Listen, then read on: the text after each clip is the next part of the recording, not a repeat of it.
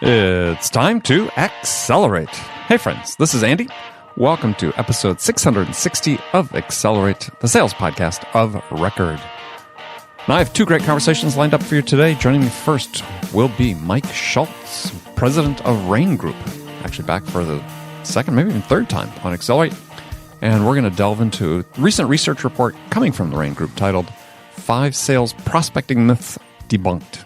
Now, following my talk with Mike is another of my series weekly conversations with my partner in crime, Bridget Gle, who is the vice president of sales at logs.io. And this week, we're also going to talk about the limitations in the SDR-driven inside sales model that more and more SaaS companies are beginning to encounter.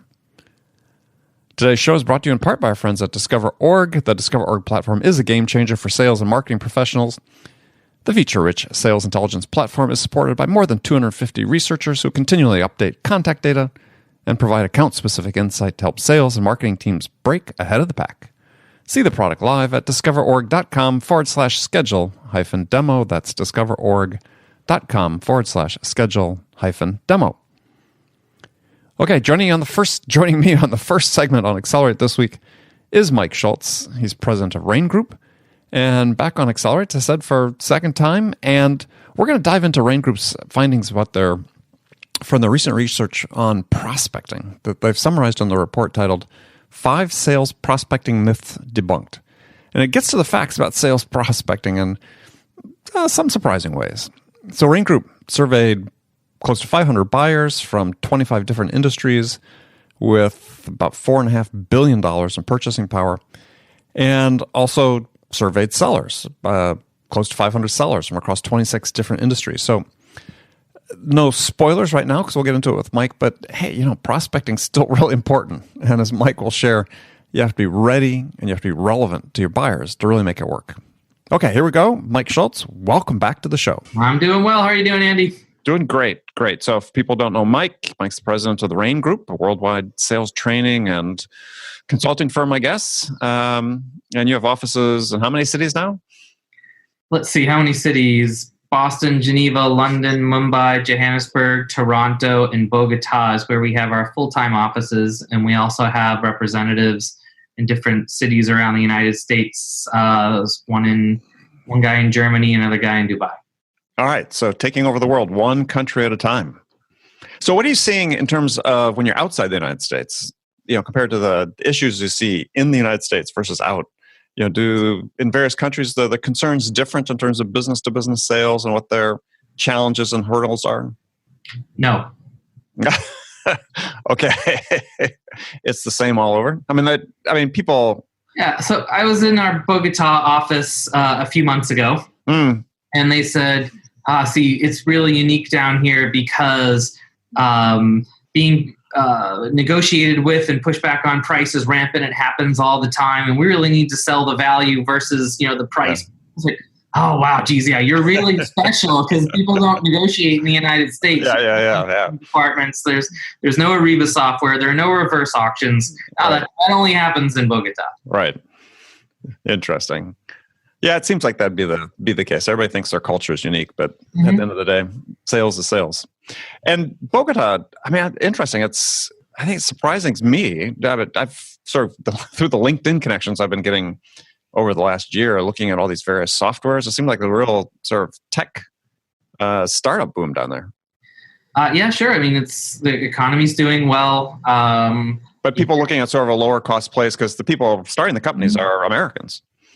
Yeah, so I think that there are a lot of Americans starting companies in places where, first of all, America to South America versus, say, doing business in China or India, the time difference is great because I flew down to Bogota and I was still essentially on the same time zone. Right. It's easy to talk. It's easy to work.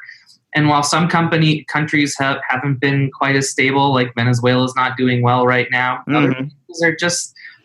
You get in an Uber and you go to work and you do your work and it's in a nice office and you continue to work and you work in different places around the world from that office, and then you go home and have a nice dinner and do it all over again. So some places are pretty stable. Bogota is a large metropolitan city. It's not on like a very large city in the United States. We also, while we were there, we did Bogota, Medellin, and Cartagena all for work, and right. There's a lot going on. Yeah, it seems like the economy has been picking up quite a bit, as you said, certainly in comparison to the downfall of Venezuela and perhaps some of the other neighbors. Mm-hmm. Yeah. Sure. All right. So we're going to talk today about a report that your firm did, a research report, a study. And I thought it was really interesting and wanted to talk to you about it because it's the official title, 5 Sales Prospecting Myths Debunked. Mm-hmm. And boy, this is a topic that just people can't seem to get enough of, maybe just because they love to argue these days, but his cold calling dead, yada, yada, yada, yada, yada. So what was really driving you guys to do the study? Well, what you just said, cold calling is dead. No, it's not. Yes, it is. No, it's not. Yes, it is. No, it's not. Yes, it is. And it's a very opinion-based kind of thing. Mm-hmm. It's an opinion-based kind of thing because what works for me doesn't necessarily work for you. Well, I've been able to generate and work with my clients to build pipelines from a proactive, et cetera, et cetera. Well, geez, we've focused on inbound marketing and they say don't do, outbound anymore. Outbound is dead. Now there's an outbound conference focusing on outbound. So the question is, what's actually happening? Right. And it's hard to find out what's actually happening if you just talk to sellers because they all have different experiences. And it's hard to find out what's actually happening if you just talk to buyers because they don't know what's happening on the seller side to get in touch with them. Mm-hmm. So we said, well, let's talk to both of them. So we talked to 488 buyers from 25 industries that represented $4.2 billion worth of purchasing power. Mm-hmm. They were 65% from the Americas and 35% from Europe, Middle East, Africa, and Asia Pacific. Right. And we talked to 489 sellers across 26 industries to find out what's actually going on with you. From the buyer side, what's it like being sold to all day? And do you accept meetings?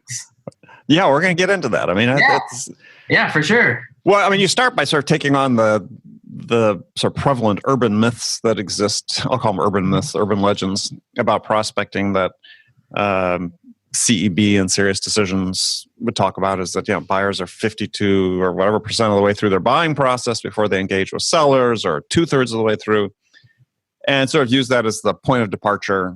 And I guess my point about those numbers, not calling them facts, are that it's almost like they're not really material. It's like people have used them for excuses to justify one behavior or another. Mm-hmm.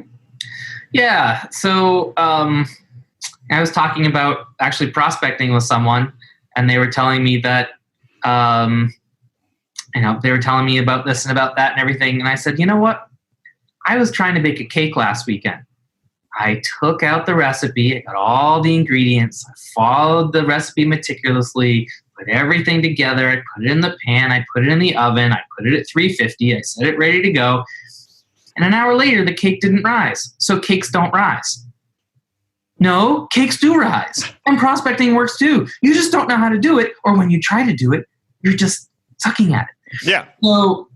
So there's all these relevant facts or information. 57% of the buyers are through their buying journey, or 67% serious decisions. It doesn't matter. That's what I agree 100%. So you should give up and go home? Well, how about this? Maybe sellers are really bad at bringing ideas to the table, so buyers are left to their own devices to make decisions. That's why they're so far through. Is it really about that they can hop online and look things up? Yeah, no. Or is it about some kind of other dynamic? And again, who cares? 100% of my buyers get their ideas from me about what they do, and my accounts are 10 times the size as others. Great, I win, you lose. But you can enjoy those statistics about how cold calling is dead. Well, the fact is, I mean, to follow up on your example, your buyers, you could have proactive outbound and sell deals that are 10 times as big. Your buyers could still be 50% of the way through when you first talk to them. It doesn't matter. To your point, it just doesn't matter. You still have to go through the same set of behaviors to find a connection and engage with somebody.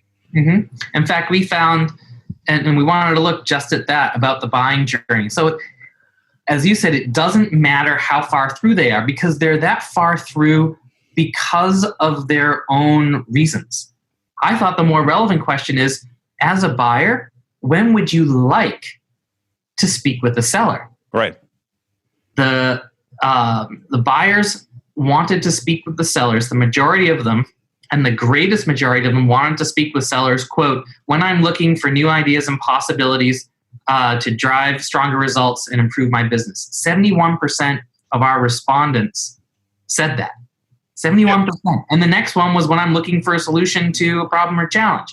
And then it went down into the 40s and 50s after that as you moved across the buying or selling cycle. So they wanted to talk to you early. So who cares about how far through you are? They're sitting there waiting at their email and their phone for somebody to have something relevant to say. And the thing is that their challenge is the sellers don't have relevant things to say by and large. Exactly. And so this is where people conflate this whole idea about they don't want to talk to sellers. To your point, they want to talk to sellers that have something to add. For sure. And there's a reason you see studies from Gartner and other people saying that 80% of CEOs think their meetings with salespeople have no value. Mm-hmm. It's because the salespeople don't have anything of value to add. We actually asked the same question, and it was 58% don't find value from meetings with sellers, and 42% said by and large they do. Yeah. So again, not if you're a salesperson, sales leader, you're listening to this, you don't want to conflate that to say they don't want to talk to us.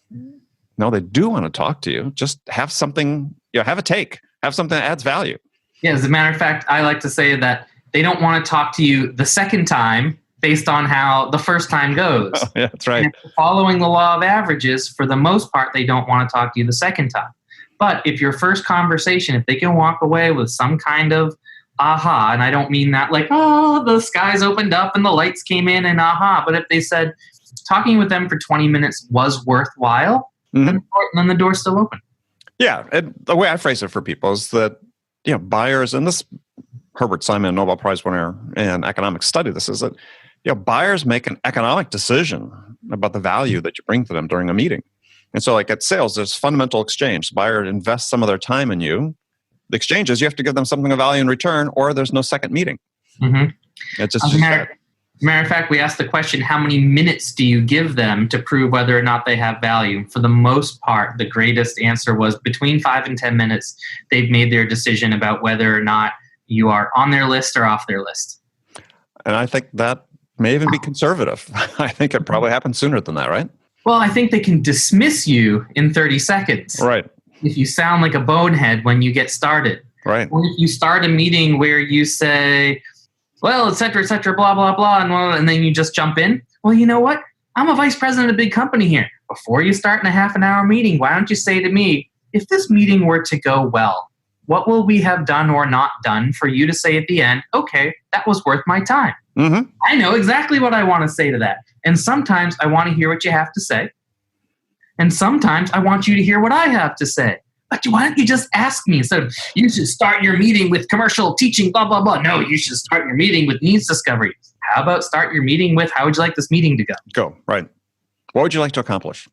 Yeah. All right. So that was myth number one. The myth number one being buyers don't want to hear from sellers. And the fact that they do. And I think, so a couple of questions that'll follow up on that is one is, certainly my belief from everybody I speak to, and I talk to a lot of people with the things I do, is with sense that with automation, increasing automation coming into sales, is that, contrary to popular belief, it's actually the ability to add value is going to become more important, not less important, as that happens. And I was just wondering sort of if you got a sense of that through your study, because as you're saying, the sellers or the buyers want to hear from sellers, right? Mm-hmm. I mean, we can go online, gather all the information we want, but at some point we want to talk to a person.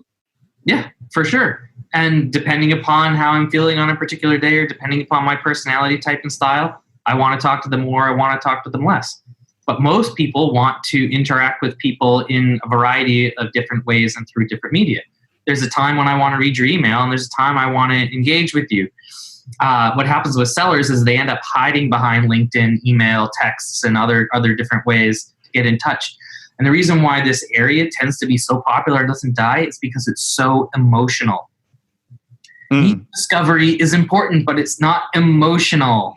Planning to win a large opportunity is important, but it's not emotional. You sit down and you have to do your outreach, and that feeling comes in that pit of your stomach. It's more visceral for us all. But in terms of cold calling being dead, just to address the point, which is myth number 2, right? That's not what we found. We asked the buyers and the sellers, across 11 or 12 different contact methods. Buyers, what do you prefer? And sellers, what works? Number one was email in terms of what they prefer and what works. And number two was phone call in terms of, for both of them, right, what they prefer. And they were kind of close. It wasn't like there was this massive drop off. No, they're high percentages. Yeah. So those are the two big guns. Those are the two ways to reach out. And it's, again, I just have to laugh at this because I've had arguments with people about this. Is, the myth is no one answers their phone. So therefore I'm not going to call. But your study shows that actually people do answer their phone. I mean, it may take you, multiple attempts, but if somebody has an interest, you are going to get through to them.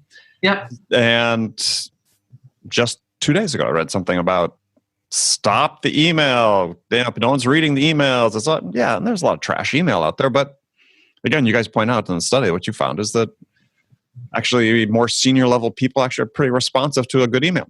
Yeah, they're responsive to a good email. Yep. So one of the things that we found was content 100% customized to my situation is influential to me to take a meeting. I get emails. We're a small company. It's a global company, but it's a small company. Right. I'm listed on as the president, so I get 4, 6, 8 different outreaches a day. I would say 80 or 90% of them, even if they're quote unquote customized, they're from bots. They didn't look me up. Right. So it's pretty bad, and I just miss them. And sometimes I mess with them because of what I do, and I want to follow up and see what they have to say. But the study found that 82% of the buyers took meetings with sellers that they didn't know at least sometimes in the last 12 months. So they take meetings. You just have to approach them the right way. Do they take all meetings? I run a small business. I get 4, 6, 8 outreaches a day, and I do take some meetings. I might take a meeting once this week, not in the next week, maybe the week after. So I might only be taking 1 in 20. Right. And I can tell you that 16 out of those 20 I dismiss before I talk to them because they suck.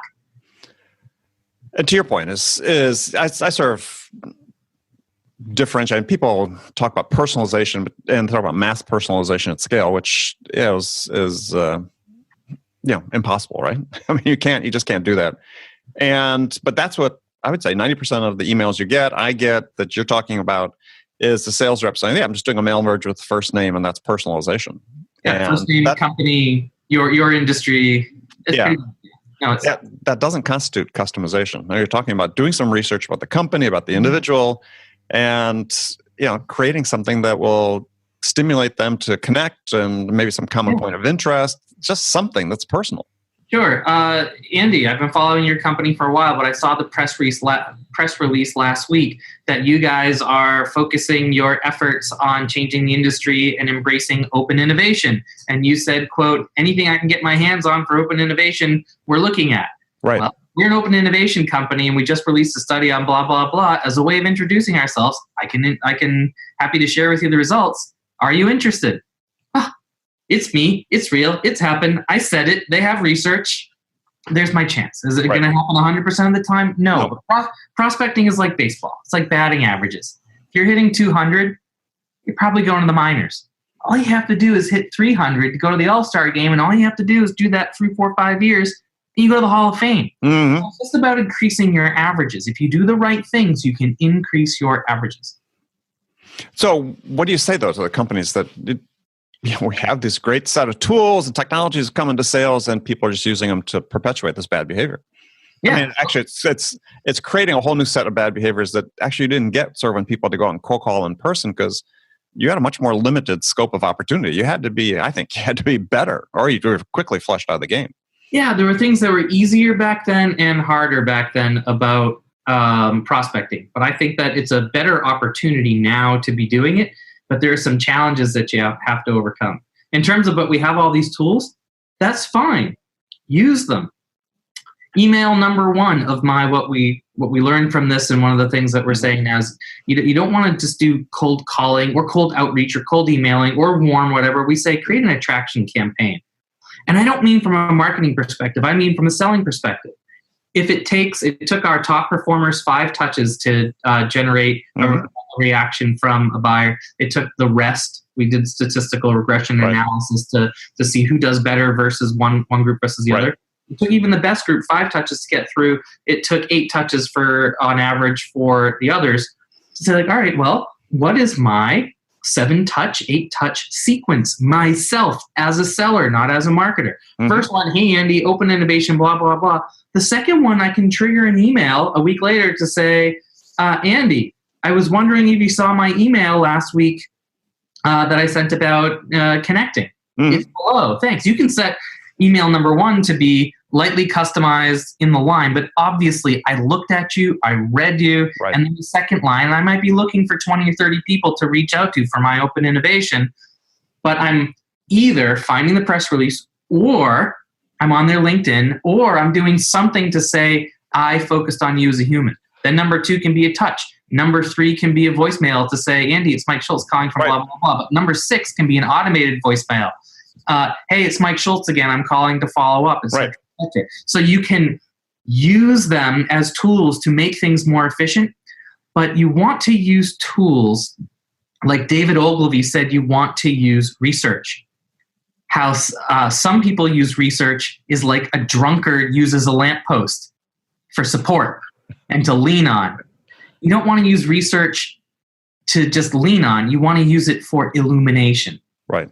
So use your technologies right, and you can use it to make you more efficient, but don't rely on them blindly to get you meetings, and don't be so lazy. Well, but here's the conundrum, right? Is you've got sales managers that seemingly feel like their incentives are tied to, how many calls are we making, right? How many do all of my reps, SDRs, are making 50 outreaches or whatever? And what you're describing is saying, hey, make it 20, but make them 20 really good ones. And you're going to increase your odds. And at the end of the day, you're going to get as many conversations as you did if you did 50 lousy ones. For the sales managers who are being pressed to do that, especially if you are selling a solution of any complexity to buyers of any sophistication, the numbers game isn't necessarily going to help you. So the way you might end up as a sales VP is to make the case about how you're going to get better results. Activity metrics are fine. We have to know what people are doing. And I think that that's okay. But you don't necessarily need to know every second. You don't need to know every call. What you need to know is if they're doing the right things to get the right results. So I was actually giving a speech with Neil Rackham, who founded wrote Spin Selling. He had done some research about a company that increased the activity metrics, and they got more meetings, and their average size of sale went down something like 6 or 8%, and their average win rate went down something like 4 or 5%. So they ended up with 3 or 4% worse results by pressing the activity metrics, and then they increased their turnover from something like 22% to 28%. Sure. Because the sellers were frustrated. Get out of my butt here already. I'm just... Right. So they actually got more meetings and got more sales, but for fewer dollars with the sellers and higher cost of sellers turnover. There's just all these problems they created. It's not all it's cracked up to be. Well, and you're seeing that trend in companies, that a lot of times with startups that are really, in the SDR mode, it's like, okay, well, if we got, 5 deals out of 1,000 cold outreaches and we want to get 10 deals next month, well, then we're going to send 2,000 cold outreaches, as opposed to saying, well, how do I make those 1,000 better? How to do 500, make them better? This idea of increasing productivity of what they're doing doesn't seem to occur to many people. Yeah, it doesn't occur to a lot of people. And that's why other people can have outsized success if they take less of an on its face, we should just make more calls and be driving this. And it's the same thing with sales performance analysis. Oh, the compensation's wrong. We need to pay these guys more. Well, actually, not necessarily. There's a number of factors that contribute to whether somebody is deeply engaged at work, and compensation is a meaningful one amidst a handful of others. But if you just talk about what it feels like and what you think you should do, you're going to miss what a more thoughtful and measured person to say, what actually produces here? Not what do I feel like produces here, but what actually produces here. You're going to find yourself with a better approach. Yeah, I sense too often in companies that they put a stake in the ground about their process, and they're afraid to really challenge the process for a number of reasons. It's in certain industries, especially like I said, sort of the venture-funded companies, they feel pressured to use a certain sales model, and I find it sort of interesting is that in industries sort of devoted to disruption of their own markets, see this mass conformity among the sales process and the salespeople that, quite frankly, is outputting lousy results. Horrible close rates. I mean, start there and work your way up. Yeah, I agree. And I think it's a maturity model that people should understand. Not what's the right thing to do, but what's the right thing to do right now with my team. The amount of process that you need with 8 guys conquering the world versus when you have 20, you're an executive search company and you have 24 locations globally, and you've been able to establish best practices that you get results when these 7 things happen. And you can show and prove that if these 7 things don't happen, results drop from here to here, then you want to be able to introduce that success to other people and see if you can't get folks to do it. Right. At the same time, you should say, if anybody wants to show better results by setting up tests and trying some opportunities with something else, go prove something better and bring it back, and we'll roll it out to the rest of the people too. Right. So it's not just about this blind arm twisting of a bucket shop of here's exactly how you sell, but when is it right to put in process? What are the reasons that are right for process? And not just process for process sake, but if you do these things, you should be able to get better results in a shorter period of time. And if that's the case, you want to be able to make some of that standard. But it's a question of when too. Yeah. Well, and I'd ask you the question, because for people listening to this, especially sales leaders that are responsible for this, is that, and this is something that drives me crazy because I see it all the time, is let people, to your point, let people experiment. It's okay to have activity metrics, but not everybody's going to succeed in the same way. And instead of having this sort of blind adherence to a uniform process that so many companies seem to use, which to your point is, turns out drones that spend 12 months on a job and then disappear, is give somebody the chance to succeed, to find out what they're really good at, how they can do this job better than the process you're talking about. Yeah, no, I agree. You should definitely let people test. And then I think it's the same kind of thing with, the sales managers are constantly pressing activity. We found in a different research report, the sales managers that focused more of their time coaching their sellers on how to win more opportunities, they were much more highly likely to be in the top performer group. So I could be pressing on activities, or I could be coaching on opportunities. I could be pressing activities, or I could be sitting with my sellers, teaching them how to do a better needs discovery. Right. We actually found, this was a client that we work with, they actually had a half decent process, and some followed it and some people didn't. And we looked at it and said, and they wanted a process redesign. I'm like, you know what? We're not going to process redesign. We're going to process change manage to get a few more people to adopt it. And we're going to put a couple of other things inside of it to see if it can help them. The big challenge of theirs was needs discovery. They had bought 3 or 4 companies, and the guys at this company sold their old thing, and the guys from that old company sold their old thing, but they were 2 years in. So we literally just created them a 1-page checklist to be able to say, here are the 18, 20 questions that commonly will help you in a needs discovery. And it wasn't 67 questions. It was 18 or something like that. We said, just try to answer more, ask more of these 18. Yeah, but this one's in an area I don't know about. That's okay. If the buyer says, well, tell me more about that, you can say, well, actually, I want to bring in one of my colleagues who's worked on that more. I know what it is and what it does, but I don't know details. Their average size of sale went up 26% for the people that were willing to say, I use the needs discovery checklist to prepare for meetings. Right. So the process was actually fine, and it wasn't overdone, and it didn't need to be redesigned. It just needed to find the areas where intervening would make a better difference. Right. Yeah, I love it. Yeah, it's one of the big concerns is, we've lost, in certain industries, we've lost the sense of the individual. And it's individuals that drive this forward. And process, absolutely. But within the process, big fan when I was growing up of Vince Lombardi, coaches the Green Bay Packers. And his philosophy was, because he had a very limited playbook, you're a sports fan, he had a very limited playbook, basically dared the competition to stop him. But he said his whole guiding philosophy was, we give players freedom within structure. And I think that's a great watchword for salespeople and for sales managers. And here's a great thing for you salespeople out there, if you're trying to hit your numbers and you don't quite make it. Vince Lombardi said, we didn't lose, we just ran out of time. Right. You can try that one on your sales manager next week. Right. See if it works, right? Yeah, good luck. Yeah. Well, thing is, just don't run out of time next time. So, myth number 4. So we've done 3. We've done it's impossible to reach sellers. It's cold calling is dead, which is not the case. Also, we've went through buyers don't want to hear from sellers, which again, people are actually out there engaging. They know that's not the case. 4th one was buyers don't want to hear about your capabilities. Yeah. So this is just something that I've seen a lot of the sales punditry say is don't go in with the capabilities pitch. Don't focus on some of your features. Don't focus on comparisons of you versus someone else. Don't do that. You want to go in and, God gave you 2 ears and 1 mouth for a reason and start asking questions, blah, blah, blah, et cetera, et cetera. Well, we learned 2 things. One is buyers do want to hear about your capabilities. So descriptions of providers' capabilities, the buyers said that they were 67% of buyers said that they were influenced or very influenced as to whether or not they connect with you as to your capabilities and whether or not you communicated them clearly. So when we talked to buyers, they said, yeah, I've read sales books too, and I know all this stuff, and oh yeah, we're pretty far through our buyer journey because we can read on websites. You think I sat there reading your website?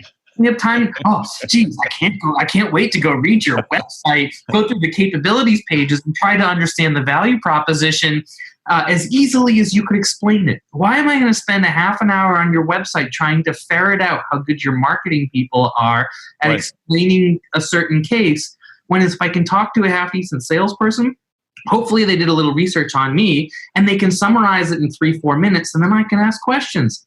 I don't know what you do. I get sure. I mean, I can get the general. Yeah, you do to a certain degree because that's why you're talking to them. But beyond that, yeah. Yeah, but the buyers would say this, and this is kind of my style too. You try not to interject too much of yourself in research, but my style is I love to hear demos and capabilities pitches. You know why? I think I'm smart. And I know what I'm trying to accomplish in some areas, and I don't need the seller to necessarily guide me to my new agenda, blah, blah, blah. God damn it, I know my agenda. And I'm looking for ways, and I'm looking for different pieces of the Legos to put together to try to capture my agenda. So if you just show me some things, I'll take a half an hour and listen. And if it sparks some ideas just by looking at your capabilities, that might help me. Mm-hmm. But stop after 5 minutes and say, we're going through the capabilities and a little bit of the detail. Too much detail, not too much detail, want to dive in one area, don't? Thank God you asked. Leave that aside, focus on this area, and let me ask you a couple questions. Perfect. We're talking about your capabilities, and it's working. Mm-hmm. So it can be fine, but it's not about switch back away from ideas, switch back away from primary research, switch back away from, I did a little bit of research in your company, and I think that there are 5 best practices that we found similar companies using that makes a difference, et cetera, et cetera. Put it all together, but don't leave the capabilities aside. I grew up in the professional services industry in terms of serving the industry, and it was rampant. Don't talk about capabilities. Don't talk about capabilities. Yeah, sure. Focus on buyers and their needs and focus on connecting with them based on the things that are important to them. But don't shy away from what you do. Well, they don't know that too. They don't know what you do. That's why they're talking to a human. Yeah, but the sales punditry, our colleagues are overemphasizing back off of that. Yeah, and to me, there's a difference between talking about capabilities and the whole sort of show up and throw up ethos, right? Yeah. What you're talking about is don't show off for talking about your capabilities, but be a human while you're doing it, right? Mm-hmm. Pay attention to what the reaction you're getting. Ask the question about, are we answering the questions you have? Are we covering the topics you want to hear about or learn about? As opposed to just, I'm going to open my mouth, I'm going to talk for 5 minutes straight, and it may not even be relevant to what they're really interested in. Mm-hmm. Ask a question or two, that's fine. But yeah, people, you're there because they want to learn about what you do, not because they want to hear your question. For sure. Or hear your challenge, quote unquote. I mean, there's a place for challenging. And in certain sales, it makes a ton of sense. But you're not going to get the opportunity to challenge until they understand what you do. Yeah, it depends on challenging what and where. I mean, there are 2 different kinds of challenges too. So my last book was Insight Selling. Yep. Good book. Thanks. It was based on a different research report we did, but we found 2 things were really helpful when it came to insight. One is educate buyers with the new idea of perspective. Mm-hmm. And that just is going to challenge their status quo, even if you're not pressing on their status quo. Right. You're just generally presenting a path forward that is likely they're not taking. and challenging them to consider, should I be doing what I'm doing or should I be changing it? And the other one is, and this is where we talk to buyers all the time, like take our context, is we need to improve our sales. I need to change the compensation. I think that's what we want to do. Can you help us with compensation consulting? And we'll say, well, let's talk for a minute about what improving sales means to you, like what the metrics we would move. And then I want to just learn what's going on in your sales force to figure out, is that the button we press or do we press that button with other buttons? Do you mind if I poke around with that? Sure, blah, blah, blah. And then you say, like, you know what? You talked about compensation. Based on our research and experience, that's the 4th out of 10 factors that's going to affect the human performance. But what I found from talking to some of your salespeople is that you guys are all up at them and hitting their quota, hitting their quarterly numbers, and you're never talking to them about the difference that you make for customers. They don't like working here. That's your problem. They don't believe in it. And we found that organizations that focus on value and believe in their value, you ever hear that? If I believe in what I'm selling, I can sell a ton more of it. You want them to sell a ton more of it? Let's focus on having them believe what you're selling. Yeah, but we make this huge difference. But you're not talking to sellers and getting them to say that, is it more important to close the deal by the end of the month, or is it more important to make the biggest difference for buyers and have them stay for the next 6 years by selling them the right thing? Well, business-wise, you're going to get the better result if you wait another couple of weeks and do it. And if you train them that you need to close the deal by the end of the quarter, they're just going to be coming to you looking for discounts. Which one do you want? Well, we want the other one. All right, well then, change your culture a little bit. Change your sales management. Change the messages. Compensation, I don't even think that's going to make much of a difference. You pay okay. So that's where challenging can come in, but it has to flow through a process. So let me ask you a question, sort of off the track a little bit, but I think interesting for the audience is, you've referred several times to sales punditry, and personally, I find it very difficult these days to read almost anything that's out there on LinkedIn and other places from our colleagues, because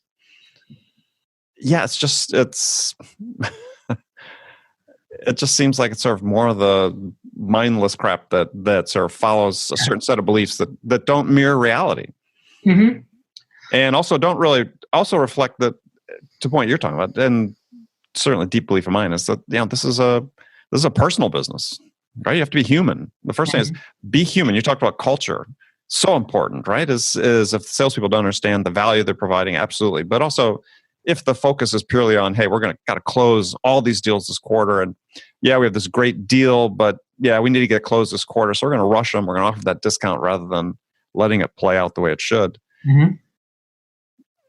And yet, that's the behaviors that you see basically encouraged. Those are the behaviors you see encouraged. So it's been forever. Before you were born, before I were born, you're a young man, so you might not know things from decades and decades ago. The people were prospecting in the 50s. They were prospecting in the 60s. They were prospecting in the 70s. They're prospecting now, and for the most part, they're pretty bad at it. Yep.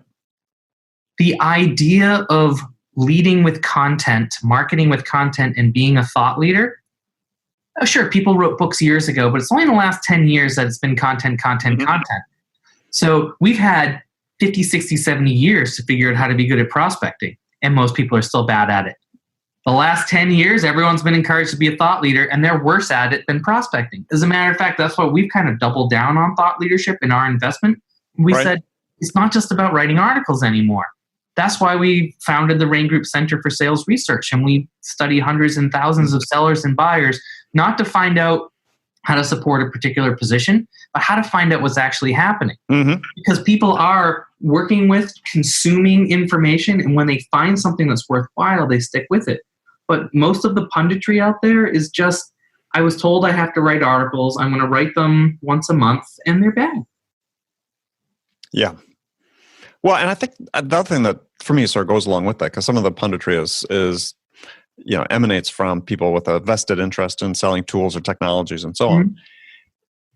And to your point about the fact that sort of basic prospecting, as we know, it started in the 1890s, right? NCR with the first modern American sales force, and we haven't gotten substantially better at it since then. And to me, it seems, as you said, maybe we've gotten slightly worse with the advent of a lot of this technology.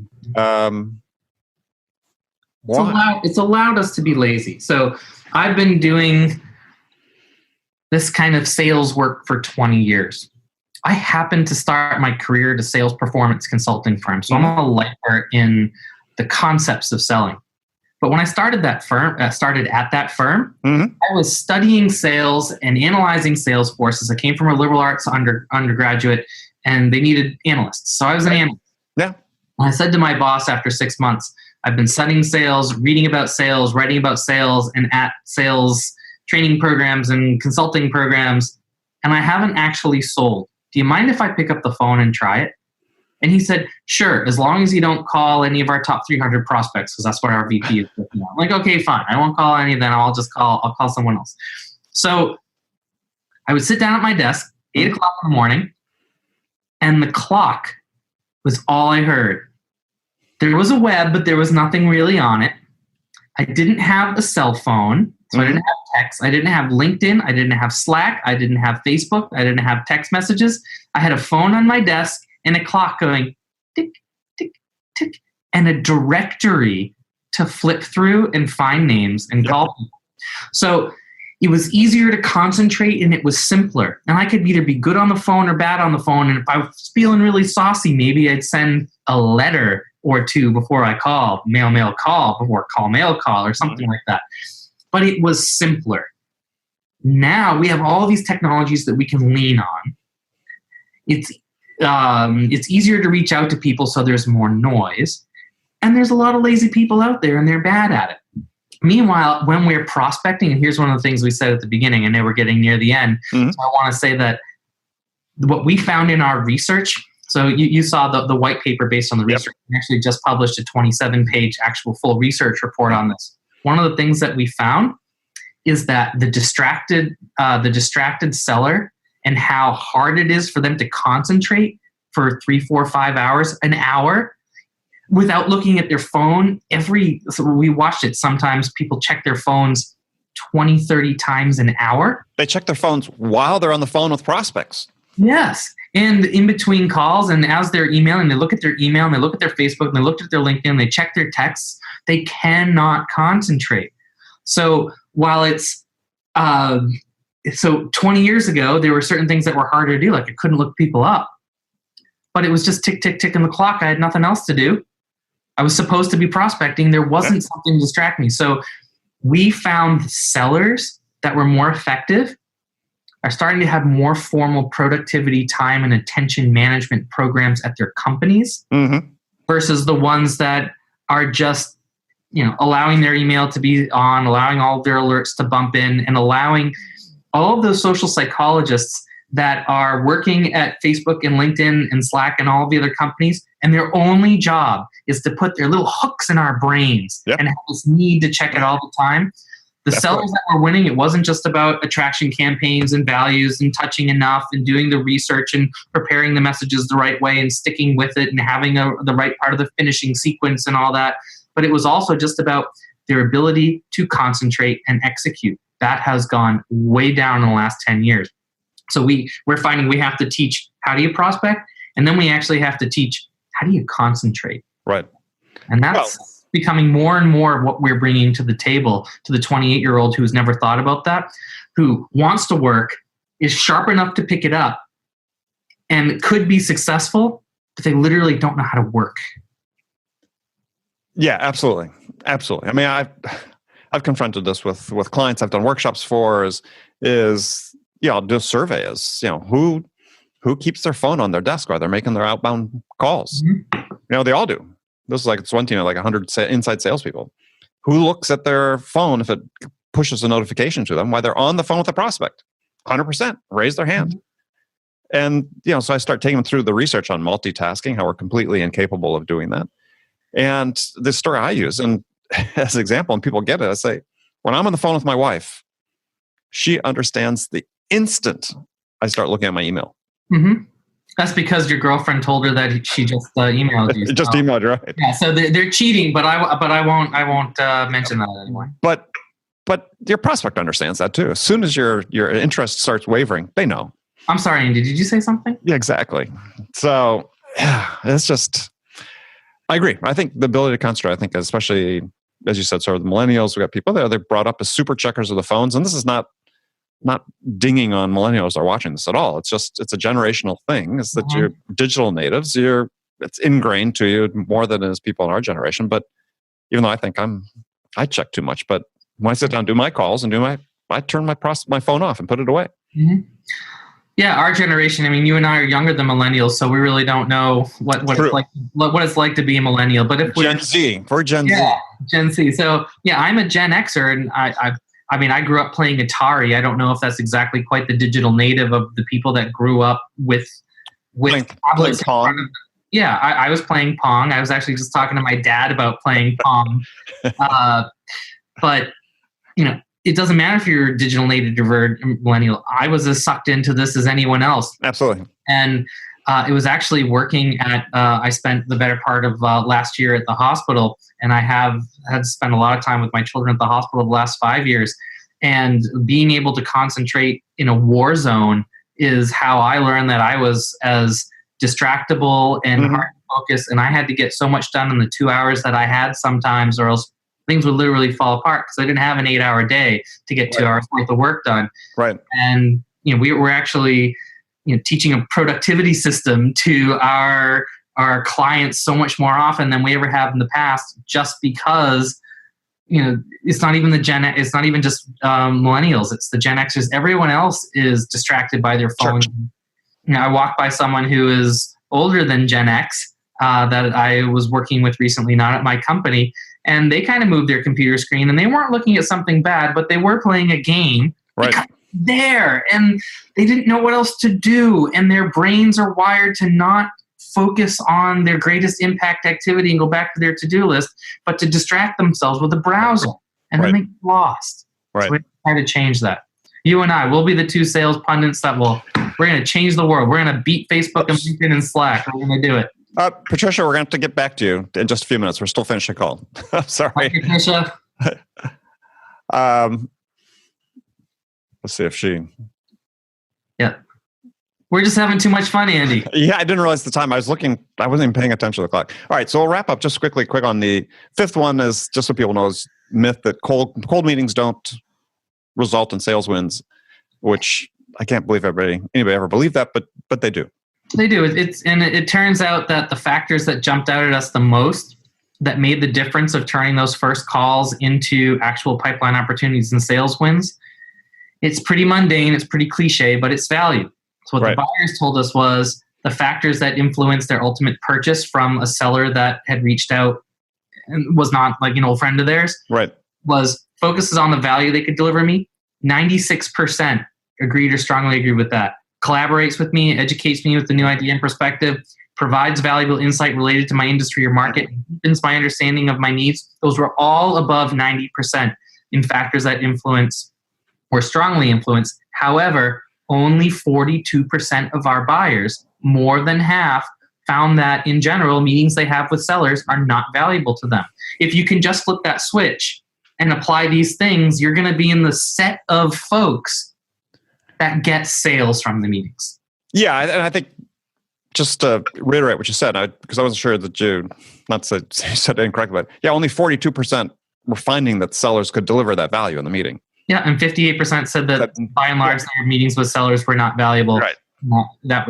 And I think that's consistent with what other people have found. As a matter of fact, our buyers might have been a little bit more generous than other studies we've seen. I saw one from Forrester that said 38% of buyers found meetings with sellers valuable. But the point is that it's less than half, and it doesn't even matter that it's less than half. For those of you that are listening to this, if you're a seller, just ask, is it me? Because you don't have to worry about everyone else. And if you're a sales vice president and say, is that my team? And if you don't know the answer, find out the answer. Yes. If you do, it can drive you down a path of getting better success. And one of the answers, which does not happen nearly enough, is if you're the VP, if you're the sales leader, pick up the phone or get on a plane and talk to your freaking customers. Mm-hmm. That's how you find this out. Don't do a survey. Pick up the phone. You're the surveyor. You the sales leader. This is what I advocate. Pick up the phone. Call some customers. Yeah, and I would actually say do it exactly the way you said it. Pick up the phone and say, "Hey, I'm looking to talk to some of my freaking customers. Do you have 15 minutes for me?" So just do it just like that. It'll be amazing. It will be amazing. But don't delegate it. If you want to make the changes, get the data yourself, collect it yourself. All right, Mike, we ran out of time, but it's been great talking to you. And tell people how they can find out more about the study, find out more about RAIN, and connect with you. Yeah, if you just go to raingroup.com and click on the Rain Group Center for Sales Research in the main navigation, you'll find links to some of these studies. If you go to our white papers, you'll find some publicly available snippets. And if you want the research itself, you can just reach out through the website and say, hey, I'm looking to get connected with some of the research, and we'll help you out. All right. And if you live in one of these multiple cities around the world, reach out to them as well. So, all right, Mike, great to talk to you. As always. Look forward to doing it again soon. Thanks, Andy. All right, thanks. Thank you, Mike. Again, that was Mike Schultz, president of RAIN Group, breaking down the myths surrounding B2B sales prospecting. Joining me next is my usual partner in crime, Bridget Gleason, VP of Sales at Logs.io. And today, Bridget and I are going to talk about the limitations that some sales teams are beginning to, SaaS sales teams are beginning to experience with the inside sales model, especially in higher value, more complex sales. So let's jump into that. Bridget, how are you doing today? Andy. We got to change it. Andy. Oh, you Andy. got 4. Okay, 5, 6. Okay, perfect. So people probably wonder why we haven't had Captain Fantastic on the show for a while. So I know, because we were moved to Wednesday, and so everything got changed. But it's a fresh start. It's a fresh start. But you're still fantastic, though. Thank you. I hope so. Well, I hope you feel... That was a question. It was also an affirmative statement as well. I do think you're fantastic, good. Yeah, no, I'm still fantastic. I'm still fantastic. And I hope he still thinks so. Oh, yeah. Of course. So, gosh, I mean, this is after... How many episodes? 132, I think. Oh, boy. Yeah, think about that. Most podcasts last 7 episodes. We've accelerates on 660 virtually, and almost a quarter of those, you and I. Wow. And that's a lifelong podcast right there. So, sorry, she drops the mic as I crushed the mic. Okay, that's just see. You can always learn. You can always get better. Well, I just thought that was like a mic drop. That was like I know. Right. All right. So I had a conversation with the VP of Sales of I want to identify a high growth SaaS startup. Okay. I had some interesting takeaways I thought we should chat about because I think it touches on some issues a lot of people are thinking about these days. And just some random quotes that I had. One was saying, we're all just sort of putting a brave face and fooling ourselves. And he was sort of referring to the SDR model. He's saying the SDR model, and they sell a reasonably complex product, saying the SDR model just isn't working for us.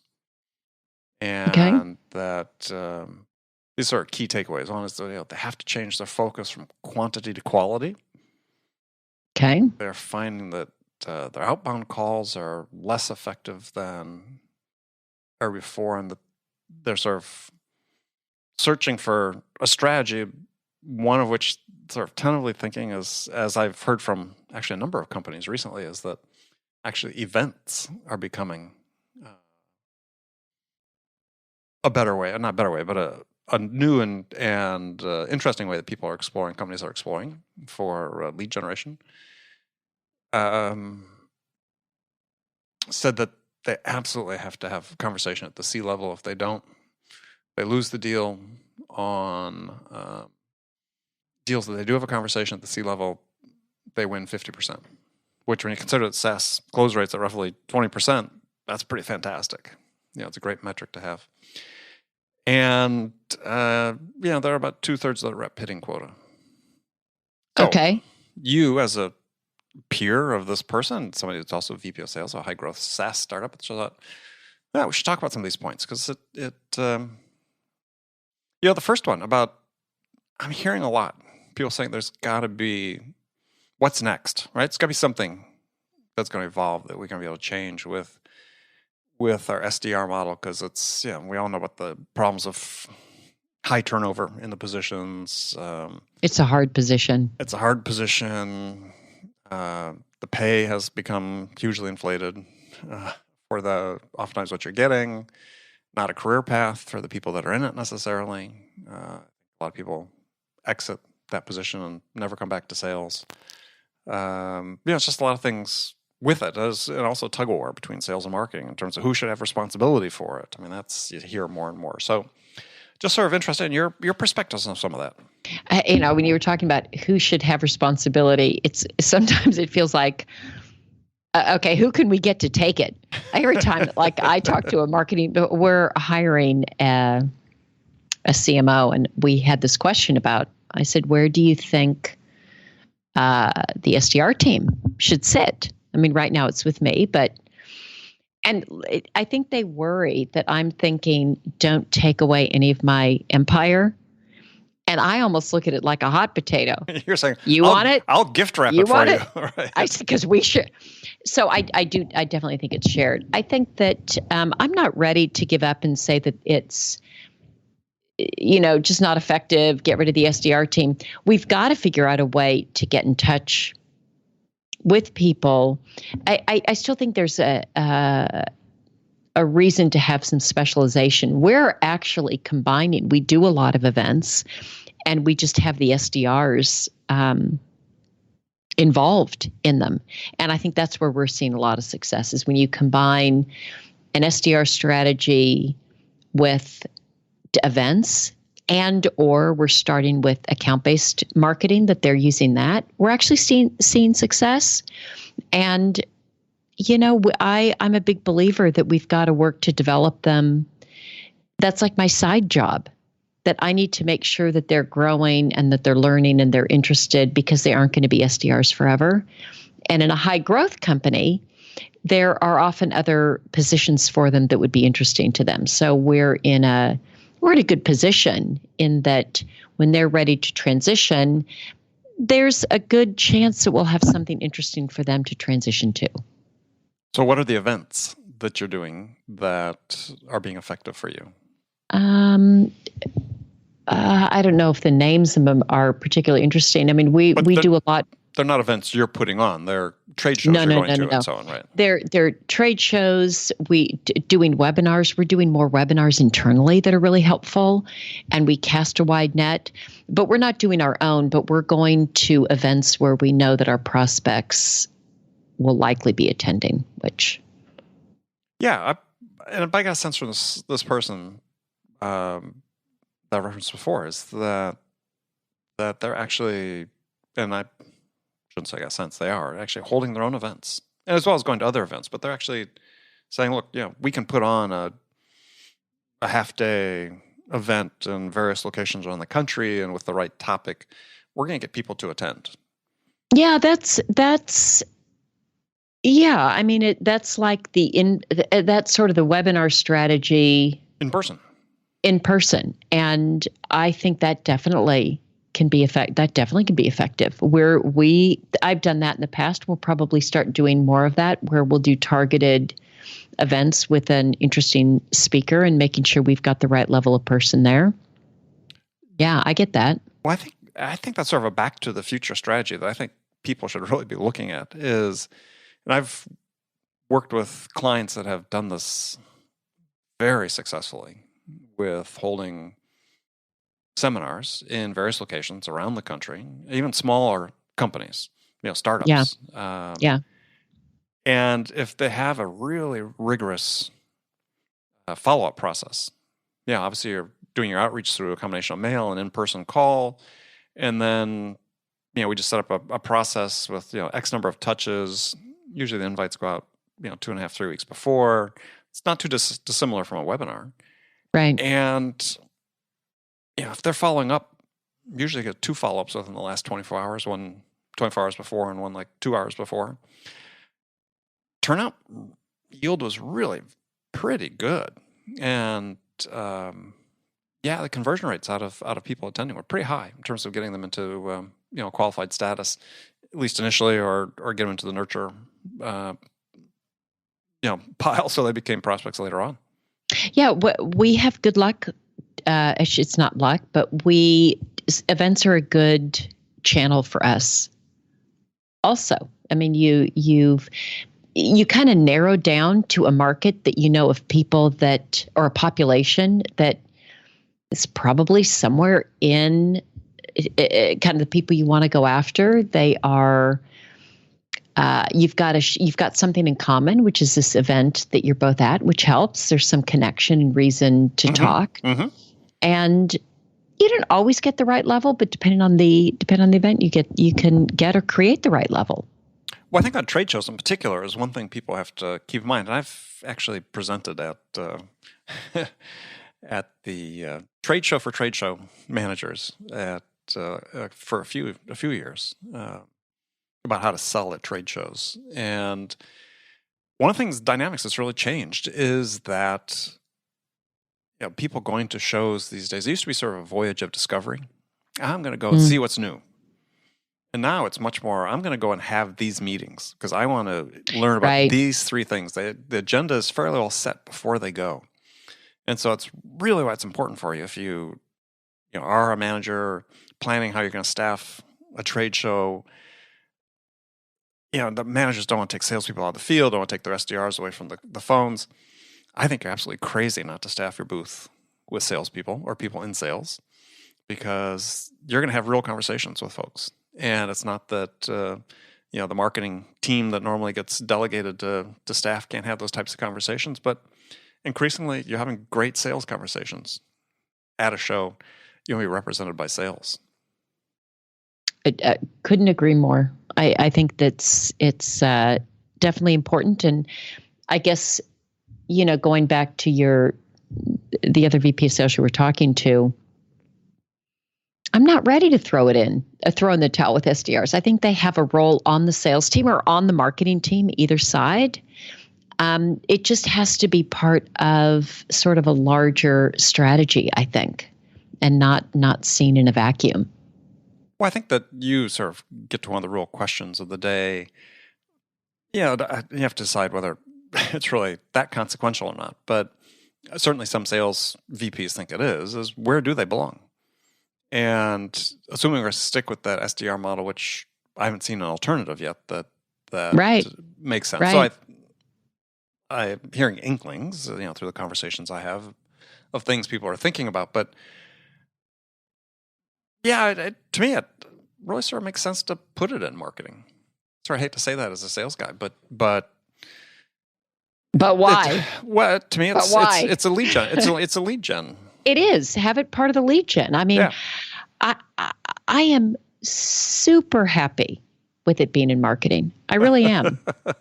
I know. Listen to me. Throw that hot potato over there. That's right. As I shed these responsibilities, I'm super happy. It is part of the lead gen. It's the conversations I've had with my marketing counterparts. We've said, you know what? It doesn't matter. It's a shared, we have to be so aligned, and this is a shared resource. Mm-hmm. And if we're worried about the reporting structure, we've got other issues, Yeah, well, I mean, I think there's some VPs of marketing that are really, and CMOs that really want to, well, increasingly they're being judged on a more metric-driven basis than perhaps they had in the past, but they really want to take this ownership of producing qualified leads, and I think that's great. As you said, if you can be aligned on what your targets are and the messaging and what you're trying to achieve, then that's right. I would be happy to sacrifice that and let somebody else manage that and focus on what happens when we actually get a real prospect. That's right. It comes over to on the sales side to close it. I'm in. Mm-hmm. Yeah, I'm in. Yeah, and I think just to make sure people understand, when Bridget says to close it, what she means is I'm given an early stage prospect and we work them through the process. It's not like, the SDRs worked it all the way to the point where it's time to say, will you give me an order? That's right. That's right. That would be nice, but that doesn't really happen. Well, in that case, we don't need sales, right? Well, that would be true. Are you trying to work your way out of a job?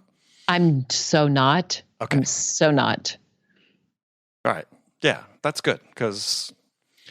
No, I'm not ready to. I'm not ready to work my way out of a job. No. I mean, it's hard to. It's too much fun right now. Hard to get rid of the VP of sales position. I mean, there's still leadership needed. Yeah, they may find a way sooner or later. We'll get annoying, just annoying enough. They'll find a way. Yeah, AI is coming. First thing the AI is going to do. AI is coming. That's right. Get rid of the VPs of sales. That's the mission. I don't think so, but that'll be fun. That'll be fun to see what happens. Yeah, well, it'll be both more and less interesting than we think it'll be, sitting from this perspective. So I know. like everything in life. So, all right, Bridget, as always, pleasure talking with you. And likewise, Andy. Actually, it was fantastic talking to you. And likewise, and I'm still fantastic. You are. All right. Next week? All right. Until next Wiley Wednesday. Oh my God. We're going to have to think I know about you that. don't like that one. Fine. You think about it. I've been thinking about it. I pick Wiley until you tell me otherwise. All right. Got a deal. All right. Talk to you next week. All right. Bye. Okay, friends, that was Accelerate for the week. First of all, I want to thank you for joining me, and I want to thank my guest, Mike Schultz, and my friend, Bridget Gleason. Join me again next week as I welcome Jay Gibb to Accelerate. Jay is the founder of CloudSponge. CloudSponge is a cool app that enables businesses to generate leads from their existing users' contacts. Think about that for a second. So you definitely want to join us for that. And of course, no Accelerate would be complete without sharing stories with Bridget Gleason. As always, she'll be joining me for our weekly conversation. So be sure to join us then. Thanks again to our sponsor, Discover.org, for their ongoing support of Accelerate. Thank you again for joining me, and until next week, good selling, everyone.